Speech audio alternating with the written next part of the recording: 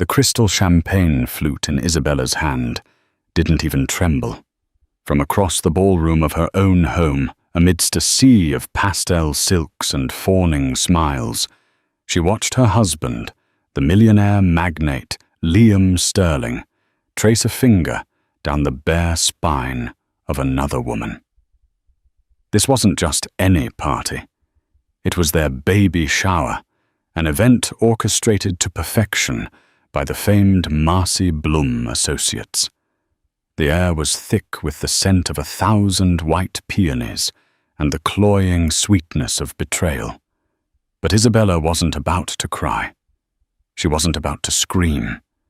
She'd been preparing for this. With a serene smile that didn't quite reach her eyes, she looked at the discreet manila folder on the corner of the gift table, its contents far more explosive than any party popper. The revenge was already in motion. The Sterling residence in the heart of New York's Upper East Side was less a home and more a monument to success.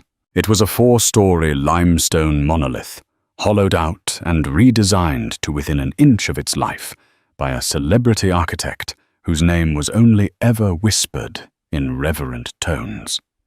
Today, its cavernous ballroom had been transformed into a veritable fairy tale for the impending arrival of the Sterling heir. The theme was "A Star is Born," and no expense had been spared. A canopy of twinkling fairy lights mimicked a celestial sky over the heads of New York's elite. Silver-dusted hydrangeas and cream-colored roses overflowed from towering crystal vases. A string quartet played softly in one corner, their classical renditions of modern pop songs, a subtle nod to the host's blend of old money aesthetic and new money swagger. The catering provided by the Michelin-starred restaurant Jean-Georges featured a dizzying array of canapés, truffle-infused quail eggs, caviar on blinis the size of a dime, and lobster medallions on brioche toast. Isabella Rossi Sterling stood near the grand entrance, a vision in a bespoke Dior gown of the palest blue. The silk clinging elegantly to the perfect swell of her 8-month pregnancy. Her dark hair was swept up in an intricate chignon, revealing the diamond earrings that had been Liam's push present, delivered months in advance, because, as he'd said with a wink, "My queen deserves to be adorned while she builds our prince." On the surface, she was the picture of contentment. Her smile was warm, her hand resting protectively on her belly, as she accepted congratulations and air kisses from socialites whose faces were as tight as their designer dresses. She played the part of the adoring, blissful wife to perfection. It was a role she had been rehearsing for years. "Isabella, darling, you're glowing. Absolutely radiant," cooed a woman whose name Isabella could never remember her face, a mask of aggressive cosmetic intervention. "Thank you, Beatrice. It must be the pregnancy," Isabella replied, her voice smooth as honey. "Or perhaps it's just the sheer joy of being surrounded by all our dearest friends." She had mastered the art of polite, meaningless conversation. She could discuss the merits of a bugaboo versus a Silver Cross stroller with the same practiced ease she used to deflect questions about Liam's latest notoriously aggressive corporate acquisition. Liam loved that about her. He called her his Grace Kelly, a woman of poise and quiet strength who made the perfect hostess and an even better accessory at his endless charity galas and business dinners. He believed her to be beautiful, intelligent, in a non-threatening way, and most importantly, manageable. He had never been more wrong. Liam Sterling was a man forged in the crucible of Wall Street.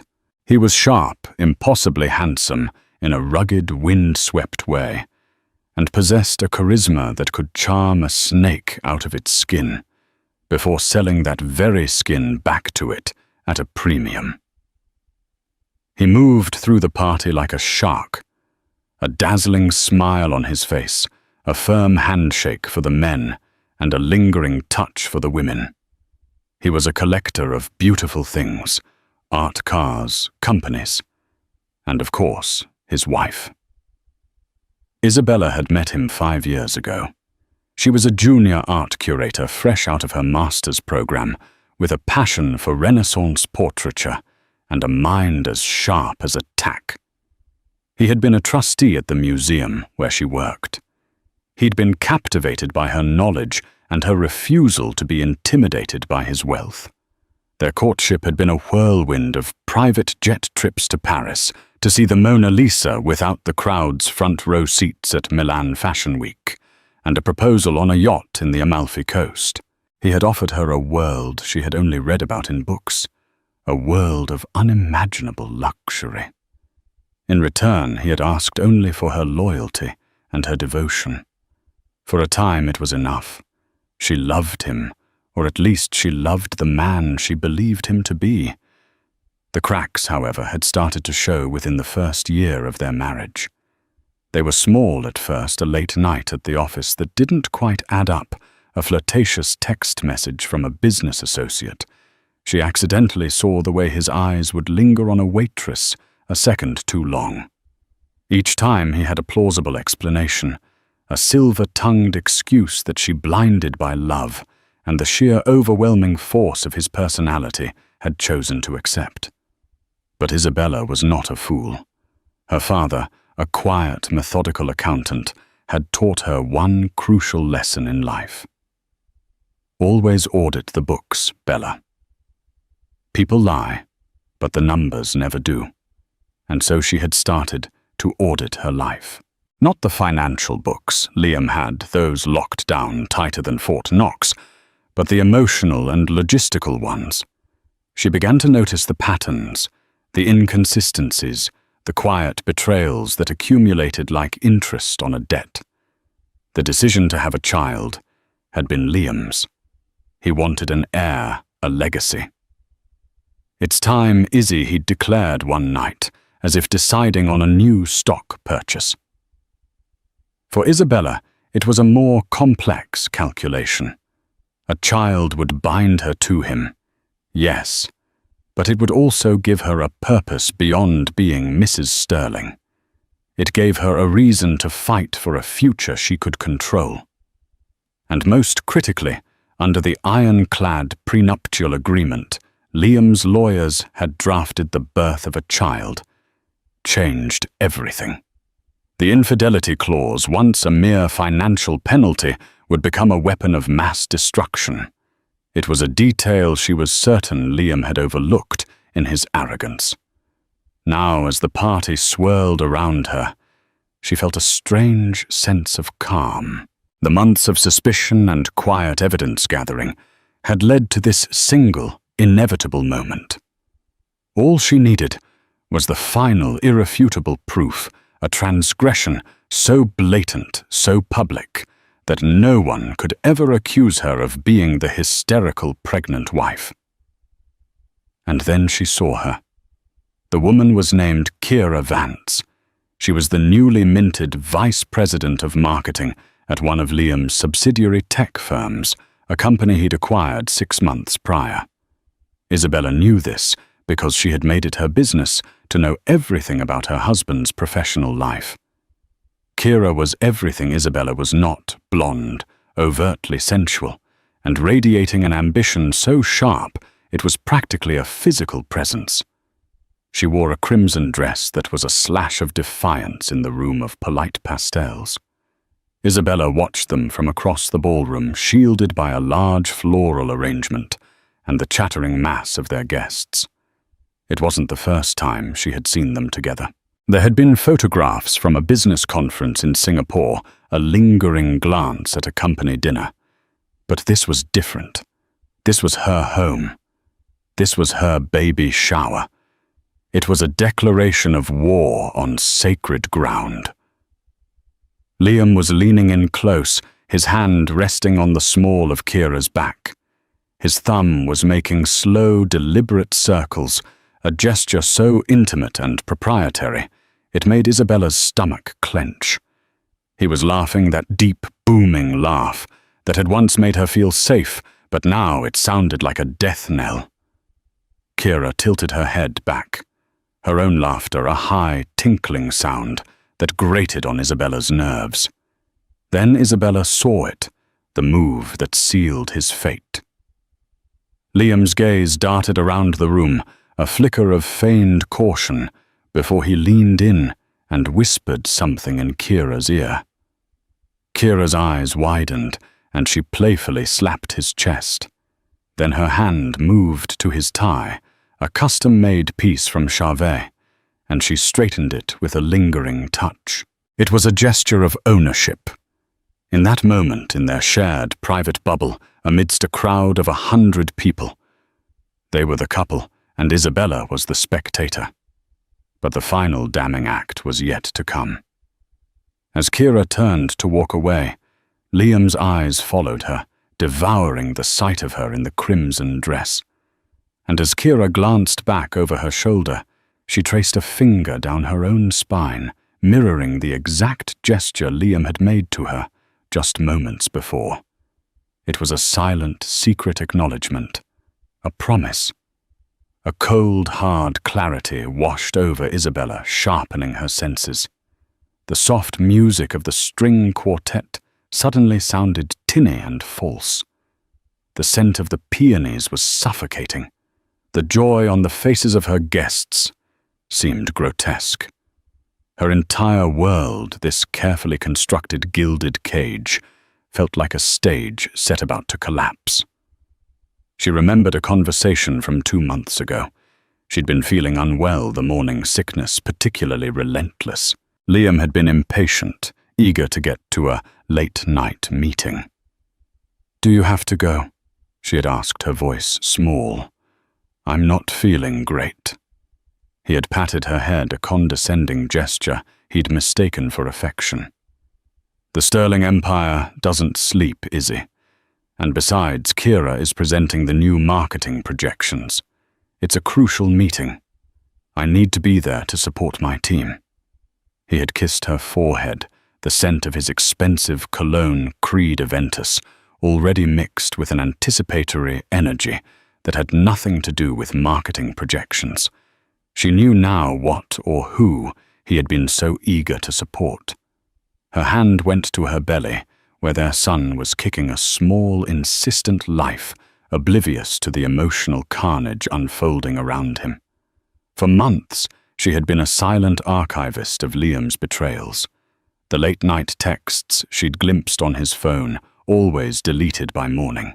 The credit card statements with charges for hotel rooms in cities he wasn't supposed to be in, always explained away as team expenses.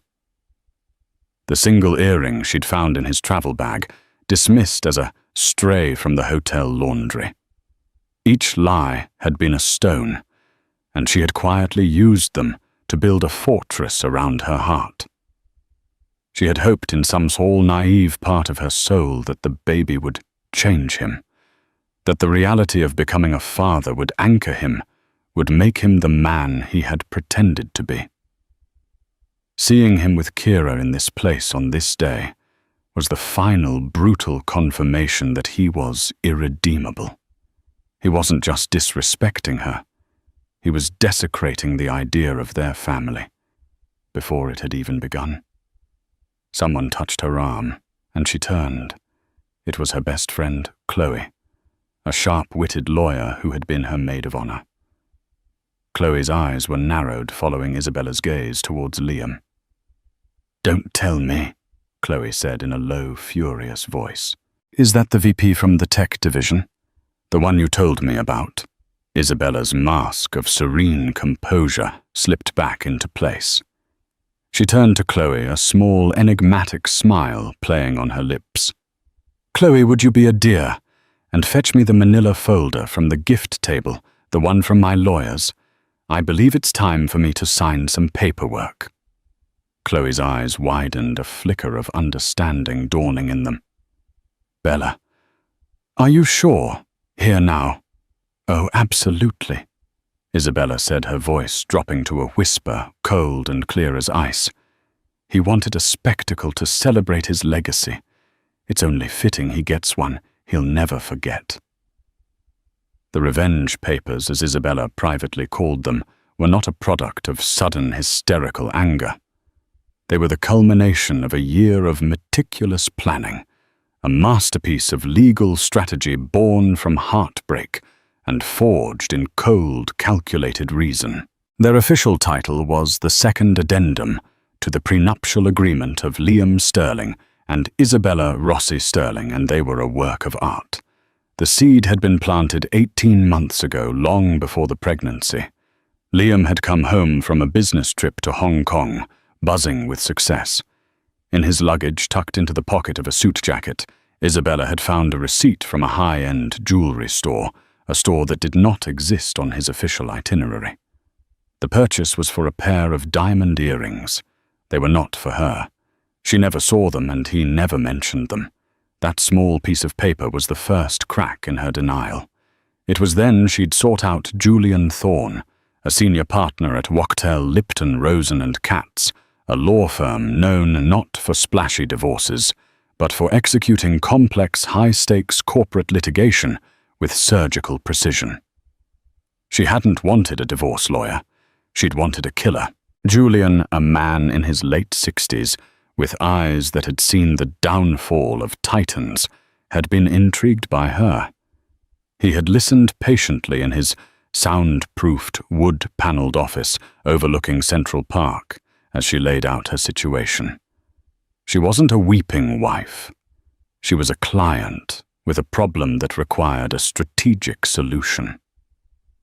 "Our prenup is his design," she had explained, pushing the thick document across his mahogany desk. "It's very generous on the surface, but it's designed to keep me comfortable, not powerful. It ensures I walk away with a settlement that feels huge to a normal person, but is pocket change to him. It keeps his empire, Sterling Holdings, completely firewalled." And the infidelity clause Julian had asked his fingers steepled. It's there, she'd confirmed. If he is unfaithful, the settlement triples. But Liam is arrogant. He believes he's too clever to get caught, and even if he did, 3 times pocket change is still pocket change. He'd write the check and call it an exit fee. "So what do you want, Mrs. Sterling?" "I want to amend it," Isabella had said, her voice steady. "And I want to do it in a way that he suggests himself." That was the genius of her plan. She didn't fight him. She used his own arrogance against him. Over the next 6 months, Isabella played the role of the devoted, slightly naive wife with Oscar-worthy skill. She started talking about the future, about legacy, about their children. She subtly planted the idea that the existing prenup felt unromantic, that it didn't reflect the eternal partnership they were building. Then came the master stroke. She discovered a passion for venture capital, specifically in sustainable, female-led startups. She presented it to Liam as a hobby, a little project to keep her mind sharp. He was amused, even supportive. It was the perfect pastime for a billionaire's wife. He saw it as harmless. He even assigned one of his junior financial advisors to help her set up a small incubator fund, which she named Phoenix Ventures. He believed he was indulging her. In reality, he was handing her the tools to build her weapon. Her hobby allowed her to start asking intelligent questions about corporate structures, about shell corporations, about how assets could be legally and discreetly transferred. Liam, proud of his wife's sudden interest in his world, would explain the intricacies to her over dinner, boasting about his own clever financial architecture. He was giving her the blueprint to his fortress. The final piece fell into place when she became pregnant. One evening, glowing with joy, she approached him. "Liam, darling," she began, her voice filled with emotion. "Now that we're starting a family, I want to feel truly secure. I want to feel like we are a single, unbreakable unit. That old prenup, It feels like a relic from another life. Let's create something new, something that protects us, that protects our child above all else. She proposed the second addendum. She framed it as a way to further entwine their futures. The addendum would state that upon the birth of their first child, a significant portion of assets would be moved into a new trust, a family trust for the benefit of Isabella and their future children. To Liam, this seemed like a grand romantic gesture, a testament to his commitment as a father.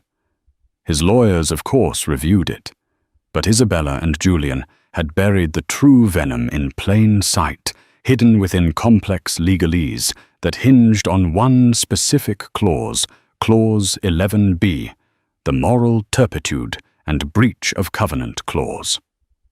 On the surface, it looked like a standard infidelity clause, an echo of the one in their original prenup. But Julian Thorne had drafted it with the precision of a poet and the ruthlessness of a shark. It stated that in the event of a public and egregious breach of marital covenant, defined with excruciating detail to include acts of infidelity witnessed in a public forum or causing direct emotional distress during a significant family event, like, for instance, a baby shower. The control of the newly formed family trust would not just be awarded to the aggrieved party. Instead, it would trigger a cascade. It would give the aggrieved party Isabella sole and irrevocable proxy control over a specific non-liquid asset that Liam had agreed to place in the trust, a 45% stake in his very first company, the sentimental cornerstone of his empire, a tech firm called Innovate Dynamics. He'd thought it was a clever move, putting a less liquid, sentimental asset into the trust instead of pure cash. He never imagined losing control of it. But the twist went deeper. Isabella, through her Phoenix Ventures incubator, had spent the last year quietly funding and advising a rival tech startup run by a brilliant, hungry CEO named Anya Sharma. Anya's company was on the verge of launching a product that would directly compete with and likely decimate Innovate Dynamics' flagship software. The papers in the manila folder didn't just grant Isabella a divorce and a fortune.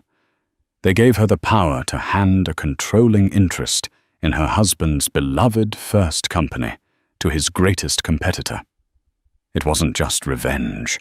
It was a corporate execution. She wouldn't just be taking his money. She would be dismantling his legacy piece by piece, using the very pride and arrogance that had led him to betray her. As Chloe returned, her face pale, holding the manila folder as if it were radioactive, Isabella gave her a reassuring nod. She took a deep, steadying breath. The string quartet had just begun a rendition of Coldplay's Viva la Vida. The irony was exquisite. Showtime, Isabella whispered to herself, turning her gaze back towards her husband, who was now blissfully unaware that his entire world was about to be reduced to ashes. Isabella did not storm across the ballroom. She did not raise her voice. She moved with the deliberate, unhurried grace of a queen, moving a key piece across a chessboard. Guests parted for her, their smiles and pleasantries washing over her as she made her way toward the center of the room, where Liam was holding court, regaling a circle of admirers with a story about a hostile takeover. Kira was still there, lingering at the edge of the circle, her eyes fixed on him with a raptor-like intensity. "Liam, darling," Isabella said, her voice cutting through his anecdote as cleanly as a scalpel. It wasn't loud, but it had a quality of command that made all other conversation cease. Liam turned his jovial mask firmly in place. "Izzy, there's my beautiful wife. I was just telling Stephen about the Apex deal." He wrapped an arm around her, pulling her against his side, a gesture of possession for his audience. "Isn't she radiant?" Isabella smiled up at him, a brilliant, dazzling smile that was utterly devoid of warmth. "You're always so captivating when you talk business, my love. But I need to borrow you for just a moment." She turned her gaze to the assembled guests, her voice retaining its light, pleasant tone. "I'm so sorry to interrupt everyone, but Liam and I have one final piece of preparation to do for our little boy's arrival. A little bit of family business. It will only take a second." The guests murmured, intrigued. Liam looked at her, a flicker of confusion in his eyes. "Family business? Now. There's no time like the present," Isabella said sweetly. She gestured to Chloe, who stepped forward, placing the manila folder on a nearby table that was clear of gifts. She opened it and produced a pen, a sleek black Mont Blanc, the same model Liam had given his groomsmen at their wedding. "What is this?" Izzy Liam's smile was starting to look strained. He glanced at the document, a thick sheaf of paper filled with dense legal text. He recognized the letterhead of Wachtell, Lipton, Rosen and Katz. "It's the second addendum." "Darling," Isabella explained, her voice as calm as a summer lake. "The one we discussed, the final seal on our family's future. We just need to sign it to make it official. My signature and yours." A wave of relief washed over Liam's face, followed by a puff of pride. He thought this was a public display of her devotion, a romantic, if slightly odd, gesture. He chuckled, looking around at their audience. "My wife, ladies and gentlemen, always thinking about family. She's the bedrock of my life." He turned back to her all-magnanimous charm. "Of course, darling, let's sign it." Isabella picked up the pen. Her hand did not shake. She moved to the signature block designated for her. Her name, Isabella Rossi Sterling, typed neatly below the line. She paused, pen hovering over the paper. She looked up, her eyes scanning the crowd for a moment, before landing on Kira Vance. She held her gaze for a single, charged second. Kira, flustered at being singled out, offered a small, uncertain smile. Then Isabella's eyes moved back to her husband. "Before I sign," she said, her voice now carrying a new, harder edge, "I just want to thank you, Liam, for everything, for showing me exactly what our marriage, our family is worth to you." She looked directly at Kira again, and then back to Liam. Her smile was gone, replaced by an expression of cold, crystalline fury. "I saw you," she said, her voice dropping, but no less audible in the now silent room. "I saw you with her. Today. Here. At the celebration for our unborn son." The color drained from Liam's face. The air in the ballroom became thick and heavy. A collective gasp rippled through the guests. Kira Vance looked as if she'd been struck by lightning, her face a mess of shock and terror. "Isabella, what are you talking about?" Liam stammered, his bravado crumbling. "You're pregnant. You're emotional. You're not thinking clearly." "Oh, I have never thought more clearly in my life," she retorted. She brought the pen down to the paper, and with a firm, deliberate stroke, signed her name. The scratch of the nib on the thick paper was the only sound in the cavernous room.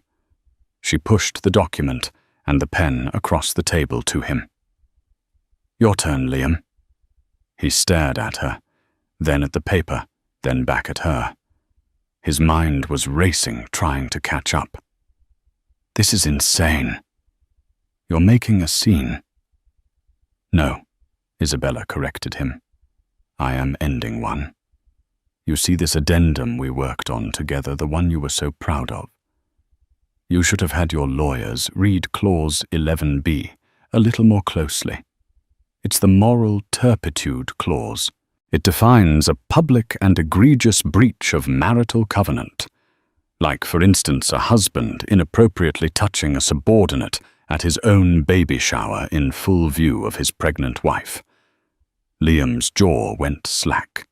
He finally truly looked at the document.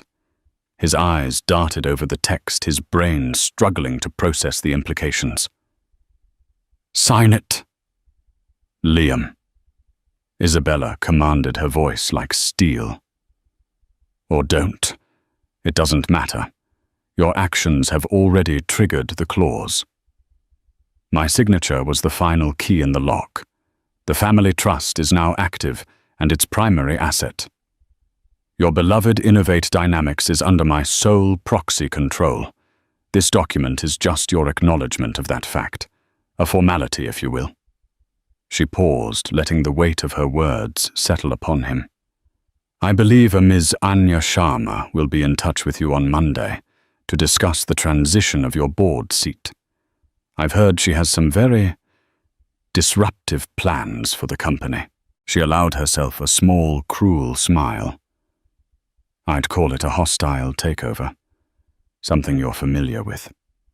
Liam stared at her, his face a mask of disbelief and dawning horror. He looked from the papers to her face, searching for a sign, any sign that this was a joke, a twisted, horrible dream. But all he found was the cold-hard certainty of his own destruction, reflected in the eyes of the woman he had so fatally underestimated. The guests stood frozen silent witnesses to the most brutal, elegant execution they had ever seen. The party was over. The empire was beginning to fall. The silence that followed Isabella's declaration was a living thing. It was heavier than the crystal chandeliers, more suffocating than the scent of 1,000 dying flowers. For a full 10 seconds, the only movement in the room was the gentle sway of the silver "Star is Born" balloons against the ceiling. Then the dam of decorum broke. Liam, his face ashen, finally snapped. "You bitch!"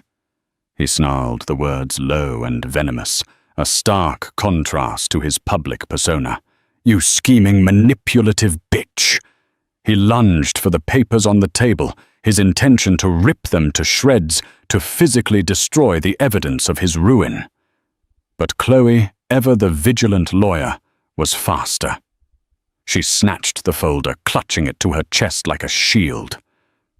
"Don't even think about it, Liam," Chloe warned, her voice sharp. "Multiple copies have already been filed with my office, Julian Thorne's office, and a secure third-party depository. That's just your copy.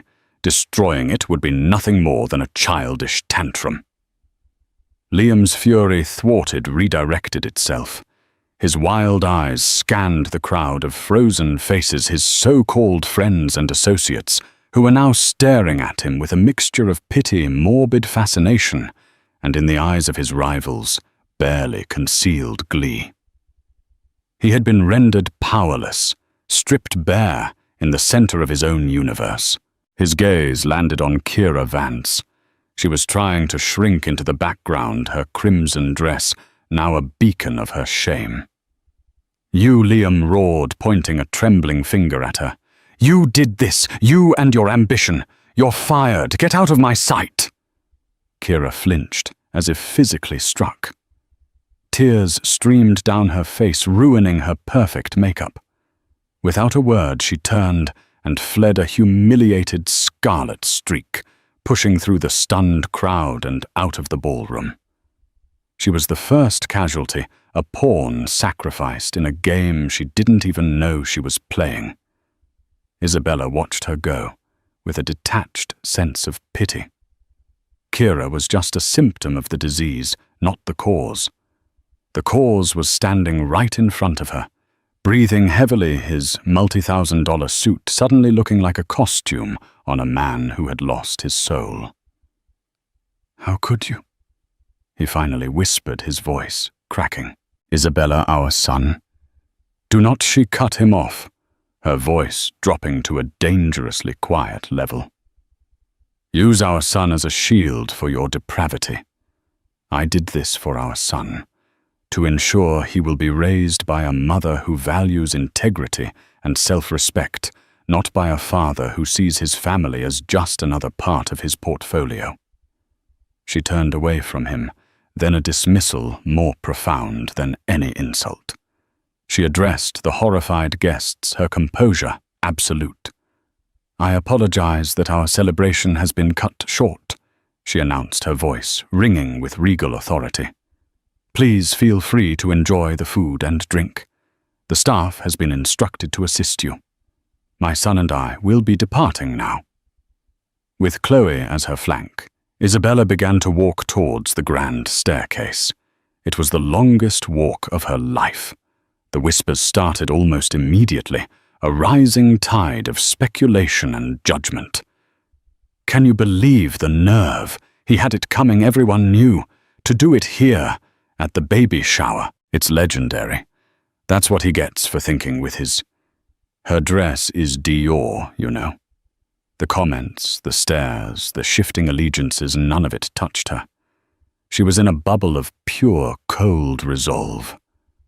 As she reached the bottom of the sweeping staircase, her path was blocked by Liam's mother, Eleanor Sterling. A formidable woman clad in Chanel tweed and dripping with ancestral diamonds. Isabella Eleanor said, her voice tight with rage. "You have humiliated my son. You have humiliated this family." Isabella met her mother-in-law's glare without flinching. "Your son humiliated himself, Eleanor, and in doing so he forfeited his claim to this family. I am simply tidying up the mess." She ascended the stairs, not looking back. She didn't need to see Liam's crumpled form, or the avaricious glint in the eyes of his competitors, or the frantic gossiping of the socialites. She had already pictured this scene 100 times. In her bedroom, a pre-packed hospital bag and a separate suitcase were waiting by the door. Her departure had been planned with the same military precision as the rest of her coup. A car, one registered in her maiden name and paid for with funds from her pre-marriage accounts, was waiting at a service entrance 2 blocks away. As Chloe helped her with her coat, Isabella's phone buzzed. It was a text from a number she didn't recognize, but she knew who it was from. The message was simple. "The Phoenix is ready to fly. Congratulations. A.S. Anya Sharma." The trap was sprung. The wheels were in motion. Isabella took one last look around the opulent bedroom that had been her cage. The silk wallpaper, the antique furniture, the view of Central Park. It all felt like it belonged to someone else's life. She felt no sentimentality, no regret, only a profound sense of release. As she walked out of the Sterling residence for the last time, leaving the shambles of the party and the wreckage of her husband behind, she rested a hand on her belly. The baby kicked a strong, reassuring thump. It was no longer a Sterling heir. He was a Rossi, and his mother had just secured their freedom.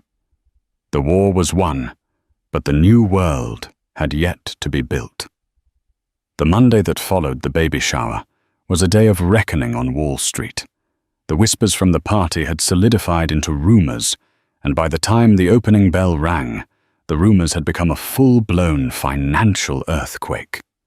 Liam Sterling, barricaded in his limestone mansion, frantically tried to do damage control. He called his lawyers, his brokers, his board members. But it was like trying to patch 1,000 leaks in a crumbling dam. The news of his public humiliation was bad enough, but the strategic masterstroke of Isabella's revenge was what proved truly devastating. At 9:31 a.m., a press release was issued, not by Sterling Holdings, but by a small, aggressive tech company called Momentum Labs, led by CEO Anya Sharma. The release announced that Momentum Labs had secured a strategic partnership with Innovate Dynamics, the foundational company of Liam's empire. The partnership was facilitated by Innovate's new controlling shareholder and proxy vote holder, Phoenix Ventures, the incubator fund managed by Isabella Rossi. The market reacted with brutal efficiency. Sterling Holdings' stock, which was intrinsically linked to the perceived stability of its founder, began to plummet. Investors, spooked by the instability and the sheer public carnage, started to pull out. Innovate Dynamics had been Liam's cash cow and the bedrock of his reputation as a tech visionary. Now it was being steered by his vengeful wife and his most dangerous new rival. Anya Sharma did not waste a moment. As promised, her team contacted Liam's office to schedule the transition of his board seat. When he refused, she simply called a shareholder vote. A vote she now controlled thanks to Isabella's 45% stake, combined with another 10% of disgruntled institutional investors she had courted for months. Liam was unceremoniously voted off the board of the company he had founded in his garage 2 decades earlier. The hits kept coming. The board of Sterling Holdings, a group of men who worshipped at the altar of profit and stability, convened an emergency meeting. Liam's personal life had become a catastrophic liability. His public image was in tatters, and his judgment was now seriously in question. By the end of the week, they had asked for his resignation as CEO, couching it in gentle terms, like a temporary leave of absence to focus on personal matters. Liam, cornered and broken, had no choice but to accept. His financial ruin was just as swift. The family trust that Isabella had so cleverly designed was now an ironclad legal entity. Liam's attempts to challenge it in court were met with the stoic, impenetrable defense of Julian Thorne and the full force of Wachtell, Lipton, Rosen and Katz. The judge took one look at the meticulously drafted second addendum, the eyewitness accounts from the baby shower, and the clear evidence of Liam's egregious breach, and threw his case out. Liam was hemorrhaging money, power, and influence at an astonishing rate. Friends stopped returning his calls. The invitations to galas and exclusive events dried up. The press, who had once lauded him as a titan of industry, now hounded him, publishing unflattering photos of him looking disheveled and defeated. He was a pariah, a walking cautionary tale. He tried to reach Isabella, bombarding her with texts and voicemails that swung wildly between desperate apologies and venomous threats. "Izzy, please, we can fix this. I love you. I'll do anything. You've ruined me. I will spend every last penny I have to see you get nothing. Think of our son. What kind of mother are you?" Isabella never responded. She had blocked his number and instructed Julian to handle all communication. Her silence was more powerful than any argument. It was the silence of a closed door of a future he was not a part of. The true genius of her plan was not just in the punishment, but in the construction of her new life. Phoenix Ventures, once a hobby, was now her primary focus. With the controlling stake in Innovate Dynamics, she and Anya Sharma didn't just take over, they revolutionized. They merged Momentum Labs' cutting-edge AI with Innovator's vast user base, launching a new product that immediately dominated the market. The value of the company, and by extension the family trust, skyrocketed. Isabella wasn't just wealthy because of a divorce settlement. She was becoming a power player in her own right, building a new legacy on the ashes of her husband's. Liam, meanwhile, was forced to sell assets to cover his legal fees and mounting debts. He sold the private jet, the art collection, the Hamptons beach house. He was still a rich man by any normal standard, but he had fallen from the stratosphere of the untouchables. His world had shrunk. His power had vanished. The most painful cut of all was when he was forced to sell the Upper East Side mansion, the monument to his success, the stage for his downfall, to a hedge fund manager who had once been his bitter rival. He was adrift, a king without a kingdom, haunted by the memory of a serene smile and the scratch of a pen on paper. He had collected beautiful things, and his most beautiful, intelligent, and underestimated acquisition had in the end collected him.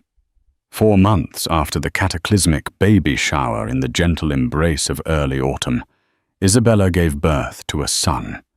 She named him Lorenzo Rossi. The name was a declaration, a planting of a new family tree whose roots were anchored solely in her own strength and heritage. There was no sterling, no echo of the gilded cage he had come from, no trace of the man who had presumed to own his future.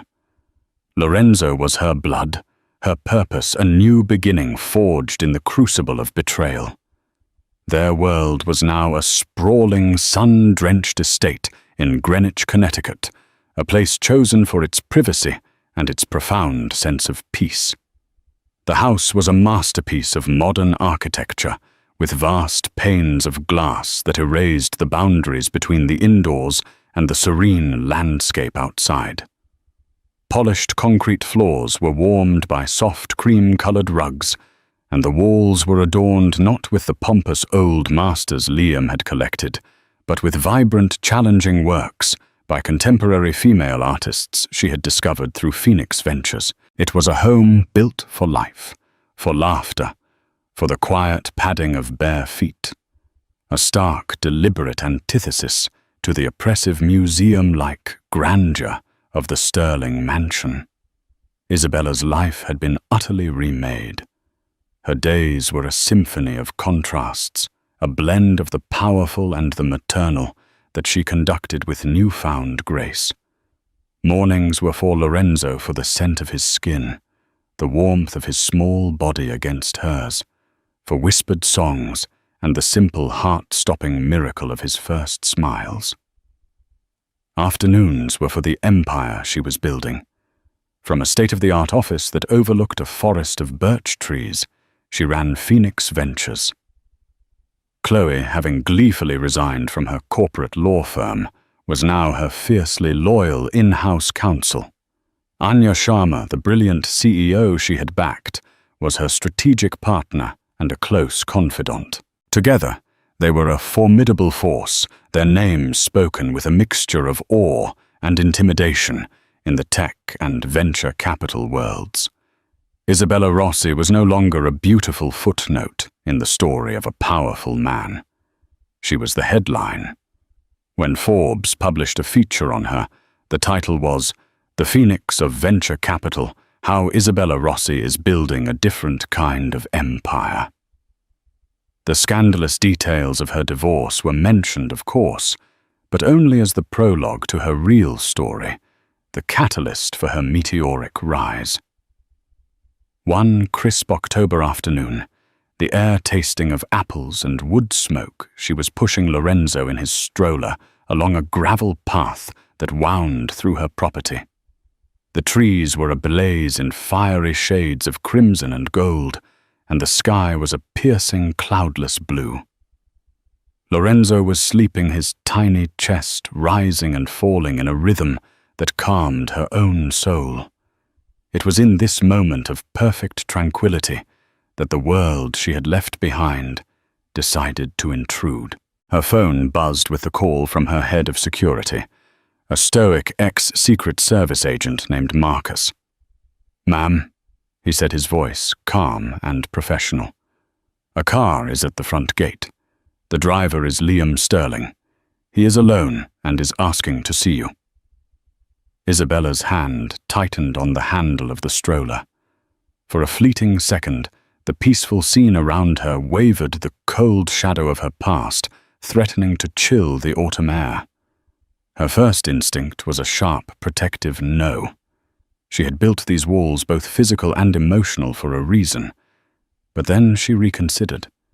To deny him access felt like an act of fear, and she was done with being afraid. She needed to close this final chapter herself, not through lawyers, but with her own voice.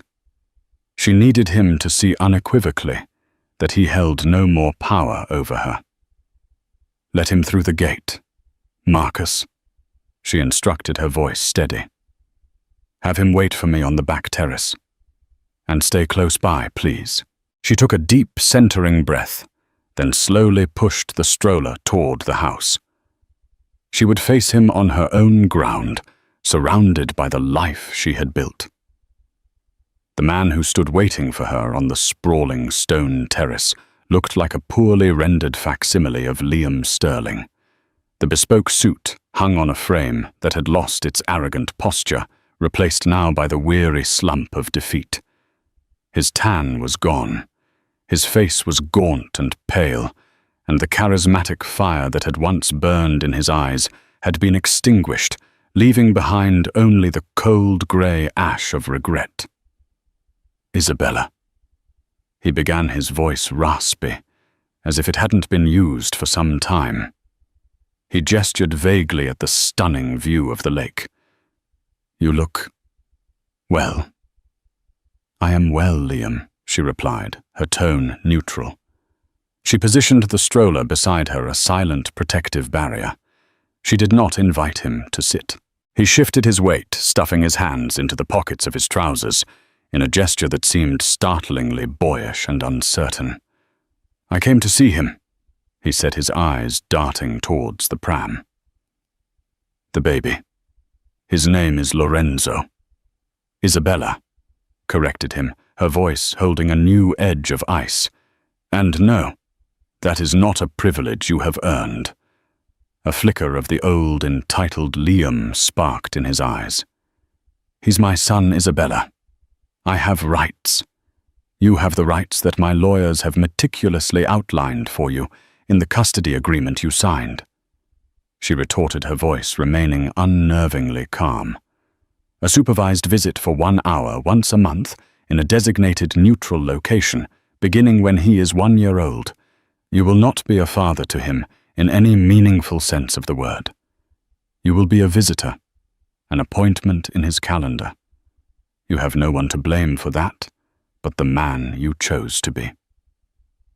The spark in his eyes died, doused by the cold finality of her words.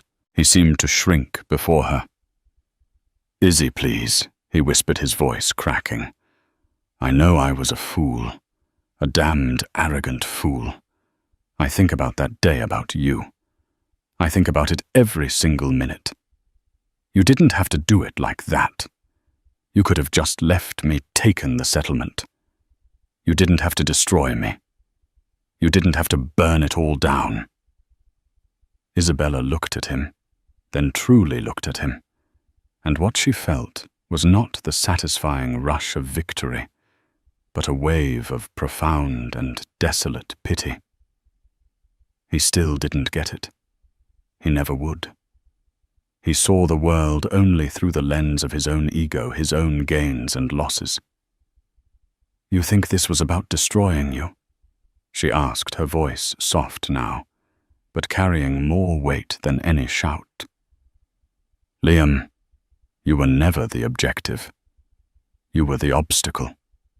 The thing I had to get past to save myself and to save my son. She took a step closer, leaving the stroller behind. You talk about destruction, but you're the one who deals in it. You destroyed my trust. You destroyed the sanctity of our home and our marriage. You tried to destroy my self-respect. What you call your destruction, the loss of your company, your seat on the board, your precious public image, was nothing more than the collateral damage of my own survival. It was the consequence of you standing in the way of a woman who had finally decided she was worth fighting for. He shook his head, a gesture of pathetic bewilderment. It was just a flirtation, Izzy, a mistake. No, she said, her voice firm, cutting through his self-deception. A mistake is forgetting to pick up milk. A mistake is taking a wrong turn. You made a choice. You systematically chose to deceive me for years. You chose to disrespect me in the most public and humiliating way imaginable. You chose to do it at a party meant to celebrate the life we were creating. That wasn't a mistake. It was a symptom of a sickness in your character. a rot, and my only duty was to ensure my son was never infected by it. She paused, letting him absorb the full devastating weight of her verdict. You see me as a destroyer, but I am a builder. I built a case against you. I built a new corporate structure. I am building a new company, a new life, and a new family. Your empire didn't crumble because I took a sledgehammer to it. It crumbled because it was built on a foundation of lies, and I simply chose to stop holding it up. With a final sad sigh, she turned her back on him. She walked over to the stroller, her movements fluid and sure.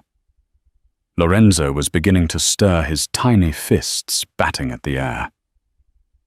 "Goodbye, Liam," she said over her shoulder, not bothering to look at him again. "I hope one day you find something real to value. Marcus will show you out." She pushed the stroller back towards the glass doors of her house, back towards the light.